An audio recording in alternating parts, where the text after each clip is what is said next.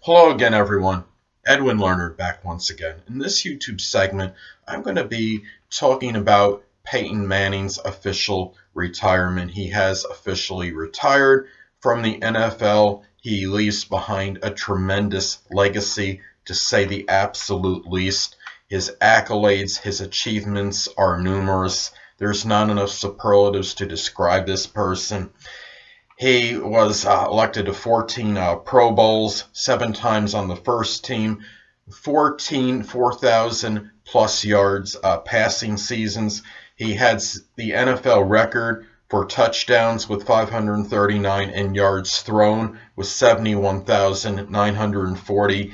He averaged 270.5 yards passing per game, and as far as regular season games go. Some people have trouble even getting to 200 or 250 yards passing consistently, and he threw for over 270 yards per game on average. I mean, that is really phenomenal. He won the MVP 5 times. He was the 2013 Sports Illustrated Sportsman of the Year. Now, we had a fantastic phenomenal regular season record, 186-79. Now he's only mediocre as far as the postseason goes, 14-13. However, considering what he's done and the fact he was even in 27 postseason games, I think that's still incredible. He also made 4 Super Bowl appearances and had a 2-2 record in them, and winning it this year, I think, looking at it now, I don't know if it cements his legacy as the greatest quarterback unequivocally in NFL history. I still think Tom Brady, I do like him a little bit over Manning, but Manning is far right now as a regular season quarterback, I think, hands down, number one. And Peyton Manning, there's no doubt he's in the top 5 of NFL quarterbacks in history. Now, he also was interested. Many of you may remember in the 2013-14 season, he led the Broncos to a 13-3 record. He threw for an NFL record 55 touchdown passes, threw for nearly 5,500 yards, and only 10 interceptions. His interception percentage that season was only 1.5. I mean, talk about a minuscule number. Now, look at back also now in the 16 full seasons that he played, only 2 losing records as a quarterback, and in 11 seasons he was 12-4 or better. Now, even in the tumultuous 2015-16 season, he was 7-2 in the regular season, and he went 3-0 in the postseason. Now, I mean, he really encapped it by winning that Super Bowl and really going out as a champion. I thought what's very ironic and interesting, too, is that many of you may remember in the 98-99 season, John Elway went out a winner in the Super Bowl in a Denver Broncos uniform. Peyton Manning entered the NFL in the 98-99 season. Very ironic the way this worked out. What's interesting about Peyton Manning, too, is I'm saying this does not take anything away from his greatness or his legacy, but Peyton Manning was also blessed to have really a good offensive line for the majority of his career.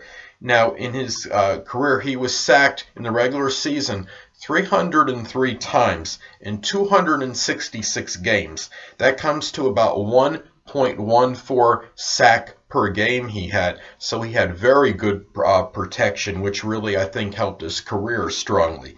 Now he's also number 1 all-time with fourth quarter comebacks at 45, and he also had 56 game-winning drives, which is number 1 as well. And interestingly, what I like about Manning, too, is the fact he seems very scrupulous as far as his persona goes. If I'm not mistaken, he is a Christian and very good faith and morals. And you really don't hear him, generally speaking, embroiled in any controversy or involved with any dissension among his teammates. You don't hear about teammates having animosity toward him or anything like that. However, as many of you may know, he recently was involved in some HGH controversy. Now, allegations have been made, but there is, best of my knowledge, there's no evidence that is.